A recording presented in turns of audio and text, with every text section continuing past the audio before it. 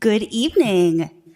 Thank you to all the candidates for joining our candidate forums tonight.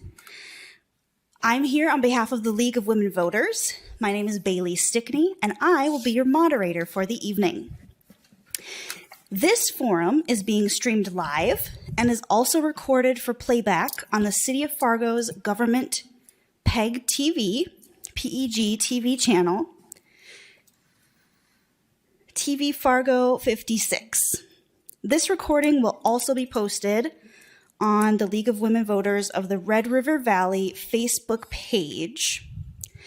The League of Women Voters, if you haven't heard of us, is a nonpartisan political organization. We encourage informed and active participation in government, work to increase understanding of major public policy issues, and influence public policy through education and advocacy. If you would like to learn more about the League, please visit our website or find us on Facebook. This is important. This is some legal stuff we have to read. The League of Women Voters sponsors candidate forums to provide the public with an opportunity to hear candidates discuss the issues that are most important to members of the public. The League is a nonpartisan organization that does not support or oppose any political party or candidate. The views expressed in each forum are those of the candidates, not necessarily those of the League of Women Voters. The League posts complete, unedited recordings of forums. Editing is authorized only for official media reporting. Excerpts or edited clips of candidate forums may not be used for partisan political purposes. We want to thank the City of Fargo for providing this beautiful space and really great technical assistance to this evening's event. Before I begin, I'd like to review the rules and procedures. We do have questions submitted in advance by our public audience attending here. We do screen these questions for clarity, legibility, and we try not to double up on questions, so we may not read everyone's question verbatim. We do try our very best to get them all read. Also, time constraints are real. Our candidates participating tonight are from District 44. Each candidate will have 1 minute for their opening remarks. Each will then be allowed 1 minute to respond to each question. At the conclusion of our question and answer period, candidates will be given another 1 minute for their closing remarks. A timer back there will indicate how much time is remaining, and you'll hear a buzzing, beeping when your time has expired. You can finish your thought, although it is tough with the beeping happening, but you don't have to immediately stop speaking. We'll begin opening statements. Well, actually, I have a statement from a candidate that couldn't make it. And here it is. So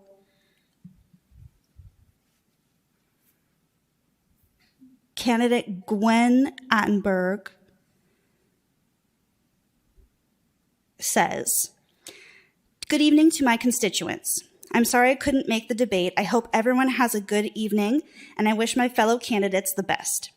If elected, I promise to represent District 44 as faithfully as possible. I will do what I can to listen to the public and craft legislation for the people, by the people.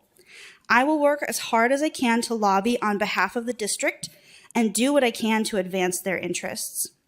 I promise to do what I can to keep taxes as low as possible while maintaining the government services.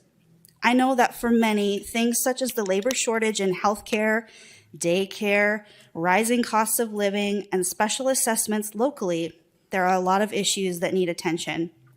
If elected, you have my word, I will do what I can to address these issues.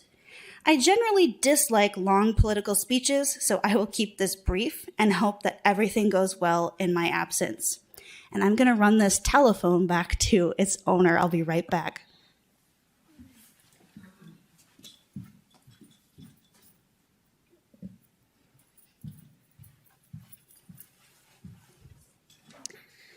All right, we can get started here with opening remarks.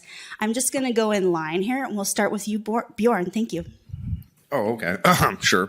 Hi, my name is Bjorn Altenberg. I'm running for District 44 on the Republicans. I'm happy to see the people here tonight, and hopefully the people watching this recording will at least consider what I have to say here tonight.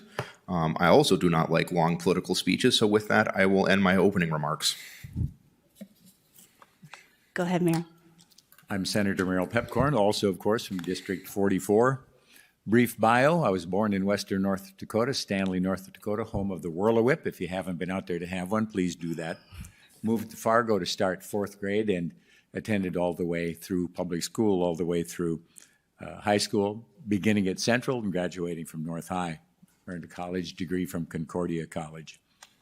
As a parent, I've always been involved in school organizations, from athletic organizations and academic organizations, and I've always been involved in that, and of course then church leadership organizations. And I really got involved in what I would say my start in politics was when I got involved with the Horace Mann Area Neighborhood Association when there was a movement to close Horace Mann School. That kind of fired me up a little bit, and I've been sticking around politics ever since. Thank you. Thank you. Joshua. Hello, and thank you to the League of Women Voters for hosting this. It's unfortunate this is actually the only public forum that we have available to speak to voters, so it's great to be here with you all. I've had the privilege of representing District 44 here in North Fargo since 2012. I was first elected that year and have served ever since in many of the committees before serving in leadership. I was elected by my caucus members to be the House Minority Leader in 2019. And little did those of us that were elected to leadership that year know that we would go into a global pandemic. So the last several years, I've been working with the governor's office, along with the Republican and Democratic leaders of each caucus, to make sure that we're addressing the needs of North Dakotans. Certainly, there's a lot of opportunities that we had, and some missed opportunities as well. So I look forward to being reelected by our voters to continue the hard work in Bismarck to make sure that we're addressing issues such as childcare, quality public education, and addressing the needs of our seniors. Thank you. Carla. Thank you to the League for hosting us. Thanks for everyone for being here or for watching online. My name is Carla Rose Hansen. I was first elected to the North Dakota House in 2016. And I've really worked hard to make my priorities a reflection of the district's priorities. And what I've heard from people from knocking thousands of doors is that we really, as a state, need to work on the child care crisis. We need to invest in education. We need to make prescription drugs more affordable. And we need to provide some property tax relief. What we shouldn't do as a state, according to the people I hear from, is have the government involved in private healthcare decisions or engage in the culture wars, if you will. So I've represented these concerns over the years by championing different efforts and also being strongly engaged with the district as well, communicating with them. Thank you. Thank you, Carla. And thank you, everyone, for your opening remarks. We will dive right into the question and answer portion. I always like to start this out with a easy one. Please tell us the experience you have that qualifies you for this position. And we'll start with Merrill. Yes, okay, thank you. Good. Kind of leaning in. You saw me leaning, didn't you? Yeah, very good. Thank you for that question. Well, as I mentioned, I had never been involved in partisan politics until, I snooped around, I guess, a little bit, I suppose you could say, 2010, 2012, and found a home in the Democratic Nonpartisan League Party, where I found there was the party that really I was aligned with the values of service to people. I'm encouraged to run because I connect with my neighbors, my friends. My strongest quality is the quality of the people that I associate with, whether it be in my neighborhood association, my neighbors, my various work experience that I've had, church people. So I don't have to go in with a my own personal, well, here's what I'm going to do. Here's what I'm going to achieve. I listen to the people and have made some nice, significant accomplishments, I think, in the first few years. We'll touch on them as time goes by. Thank you. Joshua. Thank you for the question. I believe my experience is the last 10 years that I've served in office. There's a conversation right now about term limits that the voters will have a decision on. But being a citizen part-time legislature, it is challenging to understand the entire concept of a lot of the policy issues that we address. And so I feel I finally have a good grasp of that, especially as we look at the appropriations process in the work that I've done over the last 2 years on different budget committees. I want to continue the work of making sure that we're holding the majority party accountable. There is a lot going on in our state, and we have a lot of opportunities, especially when you look at, we're going to have approximately $850 million in surplus this next session that we can reinvest back in North Dakota. That's how we're going to be able to address things like the childcare shortage, making sure that we're developing skilled a workforce that we're recruiting and we're retaining, and an opportunity to look at reducing property taxes through supporting of public education, social services, and other local needs at the county and city level. Thank you. Carla. Yes, the experiences that I would bring to this role are really what I've demonstrated over the last 6 years, and that really revolves around collaboration and communication. So collaboration is really important for any lawmaker. You have to build a bipartisan coalition to get bills passed, to engage a lot of different stakeholders, and I've done that on issues related to veterans, care for people with diabetes, and also criminal justice reform.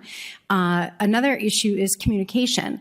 I am a professional communicator in my day job, if you will, and I think it's very important that lawmakers both listen to their constituents, which we do through regular forums in our neighborhood, and then communicate back to the constituents on what's happening during the legislative session. It's a fast-moving session. A lot happens, and it's hard to keep track of that. So we send regular updates to people who subscribe, as well as updates on social media, so that they know what's going on in the legislature. Thank you. Our next question. Yeah. I'm so sorry. That's okay when you start with the middle person. Please, Yeah. please, Bjorn. Oh, okay. What experience do you have that qualifies you for this position? I think in general, I've been participating in partisan politics since I was, I think, like 10 years old. I've generally been around the Republican Party for a very long time. If you do not know, my grandmother ran for Congress in '84, I want to say. And she's always been an influence. She's even served on like the Gambling Council for years. So being involved in state politics has always been just kind of in the background there. And generally, I think I have a good, strong academic background in things like geographic information systems, natural resource management. When it comes to a state that's heavily reliant on its natural resources, I think I can bring some interesting skill sets to the table when analyzing things and even approaching data-driven solutions for this state. I think I wholeheartedly believe that ultimately public decisions should be crafted between stakeholders and professionals, and using the best systems possible available to us is ultimately what drives the best decisions. Thank you. And thank you for extending your grace to me and my mistake. Our next question, and we'll start with Joshua for this one. Finding adequate childcare is difficult in North Dakota. How do you think the legislature should address this? Well, I think first and foremost, the legislature should have addressed this well over 10 years ago. There have been many policy proposals brought forward to address not only the spots and the availability of childcare, but also making sure that we are professionalizing the workforce and providing the needs of those that provide care and quality care for our children. But it is good now that everyone is talking about this, whether it's the local chambers of commerce, whether it's various industries, whether it's stakeholders, and even the proposal from the governor's office a few months ago. I support the general framework of the governor's proposal, and what we really need to do is a multi-pronged approach. And what I've really encouraged my legislative colleagues for us to do is we do a really good job when it comes to roads and bridges. We need to treat childcare as an infrastructure plan and treat it like we did the Prairie Dog Bill several years ago. This needs to be an all the above policy where we look at all the opportunities that we have to address, because other states are already doing it. So when we look at wanting to recruit and retain families and people who want to start and raise their families here, it needs to be an all the above initiative. Thank you so much. Carla? Yes, the child care crisis is real in North Dakota. We hear from families every single day about how frustrating it is that their their waits to get into a childcare facility is months and months long. And then if they do get a spot, the cost for childcare is often equal to or greater than their mortgage or tuition payments. As the previous speaker said, we need a multi-pronged approach to dealing with this crisis. We can do things on the provider side to stabilize the wages and the workforce within the childcare center, and we can craft solutions for the family side, making it more affordable. The bottom line is that this is really a workforce issue at this point. You can't go to work if you don't have a safe place for your child to go. So I think we definitely need to look at the wages on the childcare side, as well as before school care and after school care. Those are two components that weren't included in some of the recent proposals introduced. Thank you. Bjorn. As somebody with two under two, this is a deeply personal issue. I've been personally affected by this multiple occasions. I've had to see it firsthand. I've sat in parents group and watched people, cry because they can't get out of the situation. So it's ultimately, I've talked to many childcare providers. I've sat with many parents groups and talked about this issue endlessly. It's one of the major reasons I'm running. I think ultimately some of the things I've heard over and over again is, number one is going to be, we need to talk about the low wages. We also need to talk about, in particular, childcare, for years, profession, and I'll try to keep this as short as possible. So feel free to talk to me about this any other time, and I can go for hours, is professional recognition of early childhood education. A lot of them feel like they have been undervalued, and in particular, our childcare workers feel extremely undervalued, and the lack of certifications and certificates for them make them feel like the labor market isn't really fair to them because they can be replaced fairly easily. Thank you. Meryl. We need to understand also that this childcare crisis it's really something new in the history. It's kind of a sea change. It wasn't that long ago when everybody had babysitters, and it's different now. And women should be allowed to and encouraged to and are involved in the workplace.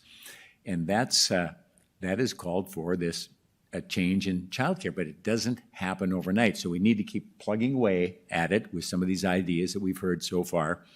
And especially when it comes to wages, I think Bjorn was exactly right in that our workers have been undervalued. And we'll just keep going at it and trying to educate people that it is important. It is important to the workforce and to recruiting and retaining that workforce. I have a son in Minnesota who benefits from some child care programs from his employer and also generous parental leave, and that's important as well. Thank you. And Carla, we'll start the next question with you. And one of our question submitters would like to know, where will you reside if you're elected to the Senate? Or the House. the House. If I might clarify the question, where will I reside while I live in Bismarck? That must mean must be what it means. Well, I'll continue to live. My permanent address, of course, will be in District 44. I live on 5th Street and have lived in a beautiful 1929 home for the last 20 years. When I'm in Bismarck, I usually will rent a snowbird's home, and I enjoy being able to have the comforts of home while I'm serving in the legislative session because it's often quite intense. I hope that answered the question. Thank you. Thank you. Bjorn?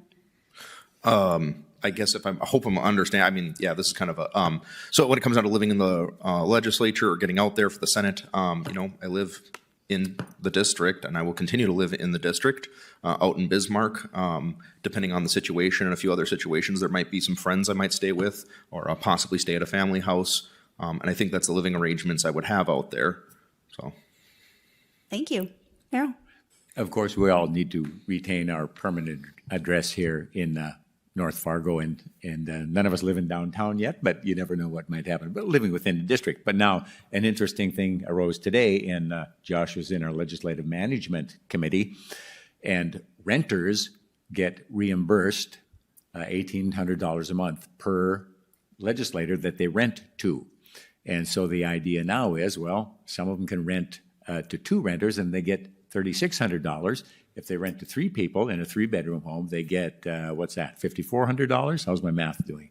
And there is an opportunity to lower the cost, a little moderate improvement in state spending to lower the rate for the second renter and the third renter. And that's a small example of some place where we can make some improvements and spend a little bit less money by reimbursing those folks. But I've rented a private home for the past sessions that I've been there and enjoyed it very much.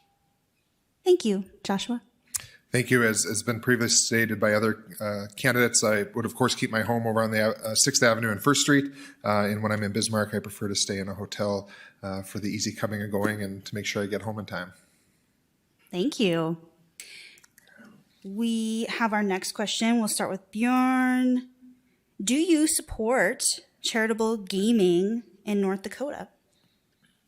Yes, I'm a strong supporter of charitable gaming. I think, I've had endless conversations with my grandmother about this in the past. I know there's been controversies in particular with the poll tabs and various other things, but I feel like I do not have enough time within a minute or even like 2 hours to really explain the full extent of that.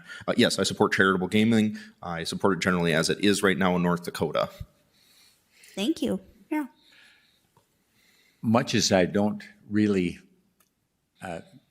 energetically and enthusiastically embrace it, it's here. And I wish that our charities were not reliant on gambling.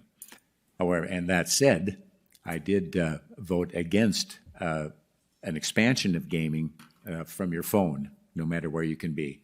I think that has to be looked at again. I'm sure it'll be back at the last session. I'm sure that'll be back again. And there's always head knocking between the tribes and the charities. And somehow there always is an agreement at the end of the session where we come up with something that they both can live with. Now, gaming on Indian tribes is a little, tribal land is a little different because they are independent nations in that respect. So it's complicated, but it's also a very learning experience. It's here. I work to make it fair for all involved. Thank you. Joshua? Yes, I generally support charitable gaming. It is a revenue source for our charities, and due to the fact that there's a lot of services not provided by our state, or our state depends on nonprofits to provide those services, it is one of the main revenue sources for a number of organizations, whether it's social service organizations, organizations doing things in arts and culture, organizations that are helping keep people in homes. So until we have a better response from the state to make sure we're providing those services and we're not depending on the nonprofit sector to provide it as an area of last resort, I'll continue to support charitable gaming. Thank you. Carla? Yes, thank you for the question. I do support charitable gaming. As Josh mentioned, they do provide an important revenue source for many nonprofits, education, veterans organizations, and on and on. I serve on the Lottery Commission as well.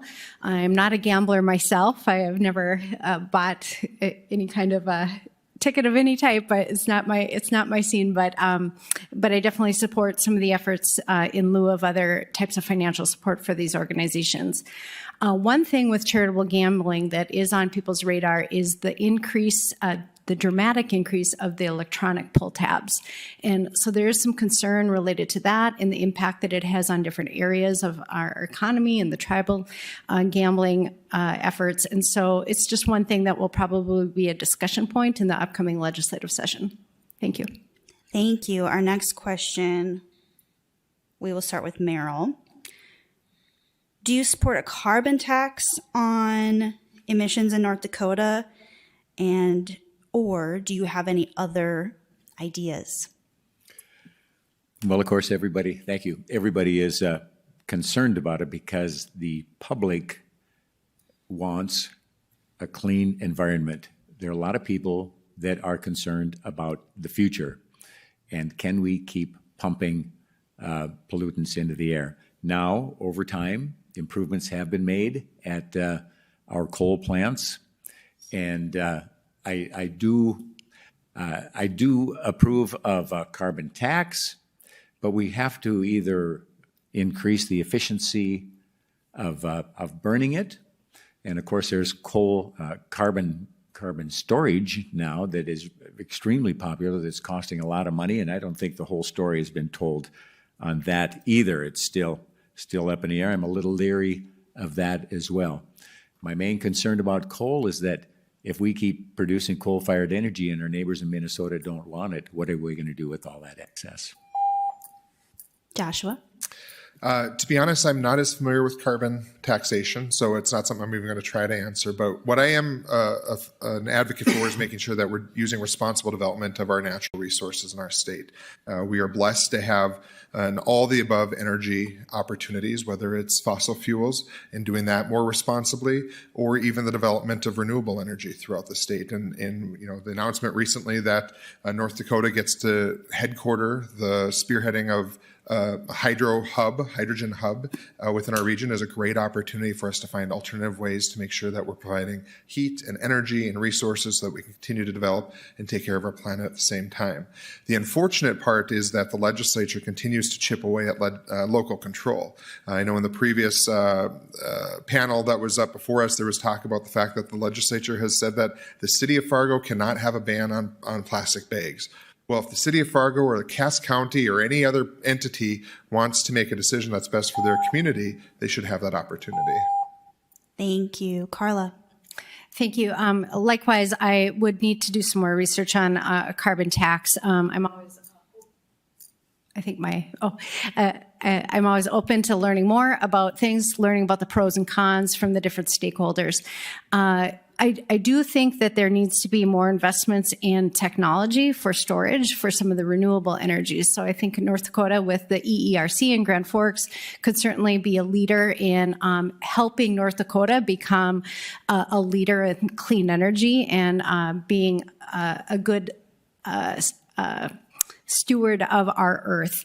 I also am concerned with some of the attacks from some of my colleagues on the attacks on the wind energy development in North Dakota. We do see a strong demand for renewable energies from some of our neighboring states who purchase our energy. So we certainly want to continue with the all of the above energy approach and not decrease our production of wind. Thank you. Thank you. Bjorn?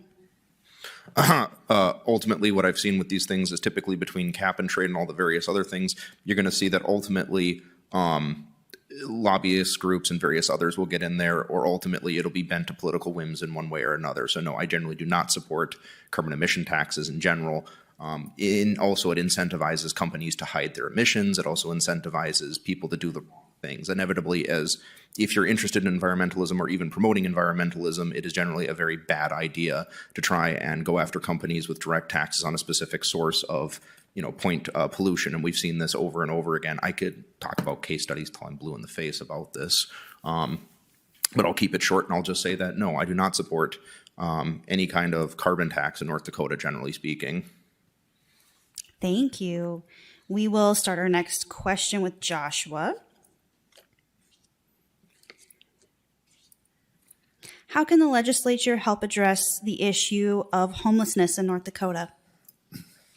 Well, I think first and foremost that the state of North Dakota could pass a policy that says that we're a housing first state. Many states and jurisdictions have done this, where it's a matter of we make sure that we provide housing first, that regardless of someone's background, regardless of the addictions they have or don't have, their health status, that we're going to make sure that they have housing. We have a great model here in Cass County and in Fargo with the Gladys Ray Shelter, with, I'm forgetting what the apartment unit is just over across downtown here, but it allows people a place to stay, to get the treatment and wraparound services that they need, and we can practice that model throughout the state. So more resources to addressing not only homelessness, but also preventing it.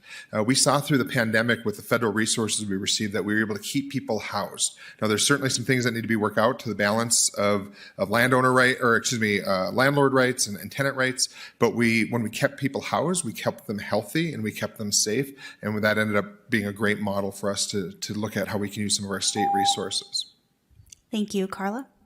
Yes, homelessness is a great concern to many residents in District 44. District 44 going forward is going to include downtown, and we hear this concern from many people in our neighborhoods.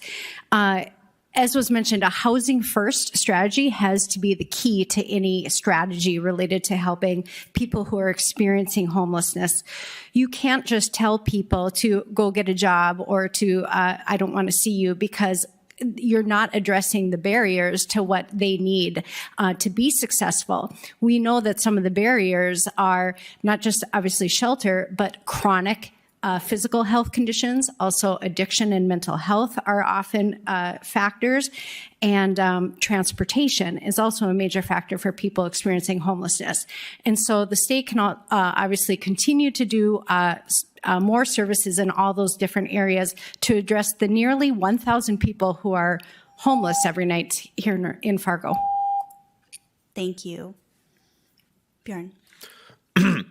I know homelessness is on everybody's mind, in particular when it comes to the more visible elements of it, in particular those on the streets in general. I think ultimately, as a state level, I would want a lot more information and data. Like I said, I like data-driven solutions, and I've looked into this. So I know, like in particular with homelessness, there are different levels and varieties and stuff. There are like people living in their vans and people living on the street, and how we approach these things. We need different kinds of shelters. Ultimately, I think the state cooperating with cities, because I imagine what we'd see, and typically what we see, there's a huge divide between the rural homeless and the urban homeless, and how those two get along or not get along, how they live, and how we need to address those issues. So I would say in general, I'm generally favorable for at least doing something or keeping the current programs in place, but probably working more closely with city and county governments to try and address the issues locally as much as possible. Thank you. Merrill. I believe a lot of homelessness and other issues related to that are due to drug addiction and mental illness. And we have to keep on trying. Our mission in life is to take care of our neighbors. We have to take care of ourselves, our families, and our neighbors, and then reach out and and show the love. And that means increasing services, identifying and increasing services for treatment of alcoholism and drug addiction, and just not giving up. And also diagnosis of mental health and what's going to help with that. One small little thing there that I'm related with is helping Habitat for Humanity kind of smooth the path to building more homes for families who need it. So that's something I'm looking forward to working on in this next session. Thank you. Our next question, we'll start with Carla. There is a severe teacher shortage in North Dakota, and how can you help address this? Thank you. Yes, I hear about the teacher shortage from the many educators who live in District 44. They're greatly concerned with it. So I think we can address the teacher retention issue a number of ways. First of all, is compensation. The state provides the majority of funding for our K through 12 system, and we can provide a good amount increase to that to help keep up with inflation and to make that a competitive competitive with private jobs so that they don't leave the area. Time is another factor that teachers have to consider. They're being asked to do a lot of new tasks in addition to working with students. A third area that we should not do is engage in the culture wars related to like critical race theory or hiring a team of investigators in the Attorney General's office to investigate teachers suspected of teaching something they're not supposed to. That will not help teacher retention. Thank you. Thank you. Bjorn. I think the teaching crisis has been on many people's minds. It's been in the news for years now. Ultimately, I think resolving it in the cities is going to be very different. So with our own district, ultimately solving it, there's only so much we can do at the state legislature versus what the cities can do. But in particular, ensuring that they have the adequate tools and resources they need to ensure that teachers have a quality of life in the classroom, that they can function in their jobs. And want to actually be in these positions, trying to make things like our local elementary schools and our local middle schools and our local high schools as attractive to professionals as possible is very important for attracting talent, at least That's what I've seen in the data from the various articles and organizations I've read. And I could go on for a lot longer too, but I think in general, doing what we can do to support teachers, in particular to attract them to North Dakota, is paramount in fixing the issue. Thank you. Merrill? Teachers and nurses are some of my favorite people that have influenced my life. Teachers are the backbone of our communities. Right now, they have to dig into their own pockets for supplies. They have to rely on parents and community groups such as our Horace Mann Area Neighborhood Association to provide snacks. There's a lot of stress and tension on teachers. And right now in the legislature, there's a movement to change the retirement system and making it less certain for retiring teachers and adding more uncertainty to that. So we're fighting against that.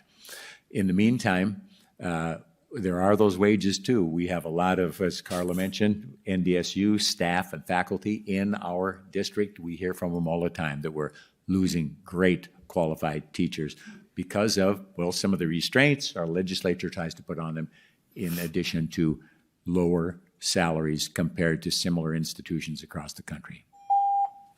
Thank you. Joshua?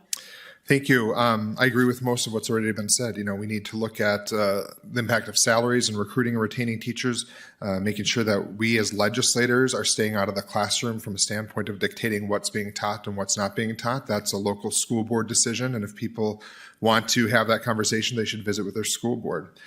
North Dakota has done a great job in the fact of starting a pilot program, I believe it was either 2 or 4 years ago, the community school model, working with our regional education associations. And I think that's a model that's proving to do well, because what it does is it takes the burden off of teachers to provide social services to their students and their families. The community school models could be one that we continue to invest in that allows us to put professionals or people who are interested in helping provide wraparound services in our schools and throughout our school district, so that families have access to resources, so that kids can work on their development and inside and outside of the classroom, but also looking at how do we support paraprofessionals as a professional career and not just an ancillary position within the school.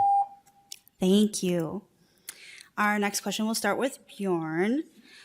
North Dakota no longer has a place for people in need to obtain safe abortions. What are your thoughts and plans around this?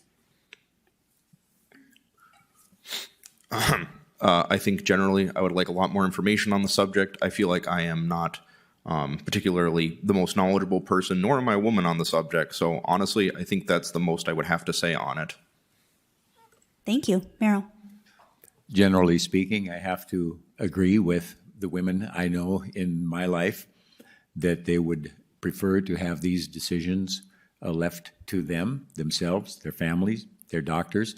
And I don't think the legislature reflects the mood of or the thoughts of the general population on many issues, including the abortion issue. So like it's been said, we have to try to retain that right to abortion in the hands of women. Thank you. Joshua?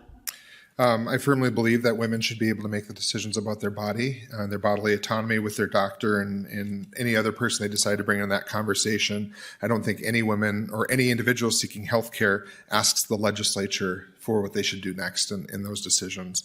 But beyond the access to abortion in North Dakota, I think the state can do a better job of making sure that we're supporting families, that once children are born or as families are deciding to have children, and we can do that in a variety of ways. It's extremely expensive for families to adopt kids, and we have hundreds, if not thousands of kids throughout the state that are looking for good quality homes. We could support that, whether it's help with direct costs, or other creative ways of visiting with people who work in the adoption and foster community. I think the other part that we can do a better job of is making sure that we provide paid family leave. We work with our workforce and our employers to make sure that if families are starting, that there is leave available to the mother and the father, whether they're adopting or having naturally born children. Thank you. Carla? Yes, thank you. North Dakotans do not want the government involved in their private healthcare decisions, and that's why I support safe and legal abortion. I support affordable access to contraception, and I support people's right to build their families using IVF. When Roe was overturned by the U.S. Supreme Court earlier this year, Justice Thomas wrote a concurring opinion that invited far-right legislatures like ours to challenge other rights that are based in privacy, like the right to contraception and same-sex marriage as well. And I am afraid that some of my colleagues might bring forward some bills that threaten these very rights that we have related to contraception, IVF, and really go beyond North Dakota's extreme trigger ban, which will be dangerous for women once it goes into effect. But I will stand against such extreme proposals. Thank you. Thank you. We have reached the end of our question and answer portion of this forum. So we are going to move into closing remarks. Before we hear one last thing from you guys, I would like to thank everyone that has been speaking tonight, all of our attendees, and everyone listening at home. This is an excellent way for people to become educated about the folks that they're voting for. Really, truly thank you from the League and myself personally. Again, we partnered with Forum Communications to present vote411.org. This is a really great tool that candidates can fill out a profile and voters can read about what you have to offer. Again, candidates will be available after the forum. So if anyone has additional questions, I'm sure they would like to talk to you. With that, we'll begin with our closing remarks. And my note card says we'll start with you, Merrill. Thank you very much again to the League for providing this opportunity for us. In the North Dakota Senate, there are 40 Republicans and 7 Democratic nonpartisan leaguers. That imbalance is unhealthy for the governance of North Dakota. So with that in mind, I encourage you and that our reelection of this team from North Fargo, District 44, is important.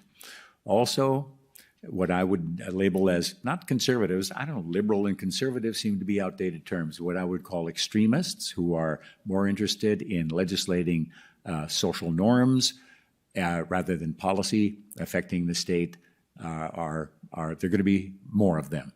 And so we need to be there for balance. I do want to take just a moment to thank Mr. Altenberg for being here and being a good candidate and participating in this forum tonight as well. So again, thanks a lot and glad to be here. Thank you. Joshua. Yes, thanks again to the League for hosting tonight, and thanks for those that are attending. I'm sure many of us will hear from people when they get to watch the video online or on community access as this plays out between now and the election. I'm proud of our team's track record of engaging with our district. We are proud to continue to try to keep people up to date of what's going on in Bismarck, hosting forums throughout the session and even when we're not in session, because we really realize that we might have some answers, but we really get the best answers from the people we represent. There's nothing more empowering to me than when I knock on the door of one of our north side neighbors and they tell me they're a child care worker and can be a resource for me as we talk about the child care crisis, or a teacher at one of our local schools can help me better understand what is and isn't happening in the classroom. And that's where I found the value of being a legislator, is to listen. And I will continue to listen to the voters of North Fargo and downtown Fargo and making sure that we're addressing the issues important to them and making sure we stand up against the extremism that's continuing to grow in Bismarck that is nothing more than a distraction when we have an opportunity to do so many great things. Thank you. Carla. Thank you again to the League for hosting this. Thanks for everyone for being here. I'm asking my neighbors to re-elect me and send me back to Bismarck simply because there's more work to do to move North Dakota forward. As we've talked about tonight, all the important issues that we've heard about from our neighbors, we need to address the child care crisis so that people can go to work. We need to invest in education and especially to make sure we're retaining the high quality teachers that we want to have at K through 12, as well as in our higher education system. We also have to continue to improve healthcare. We didn't talk about healthcare very much tonight, but we absolutely in North Dakota need to expand our behavioral health services, which include mental health and addiction treatment across the state. And we need to get a handle on the expensive prescription drug prices that people pay. And we don't need to waste time on culture wars. So with that, thank you again to the forum, and I'd appreciate your vote in November. Thanks. Thanks so much. Bjorn. Thanks for everybody being here tonight. Of course, thanks to the League of Women Voters. I've even actually sat over there and done timing in the past with my hands. I have distant memories of sitting there with Lois and Carol and stuff doing that. So I thank you guys very much. I know how much work that can be. I'd also like to thank everyone else for showing up tonight. You're right, this is like one of the only public forums we have left. Maybe we should talk sometime and put something on. I don't know. But with that, that's all I have to say. My goodness. Thank you, candidates. Again, thank you, everyone. We're going to take a short break, and we will be back for another round of this in 15 minutes. Thanks so much.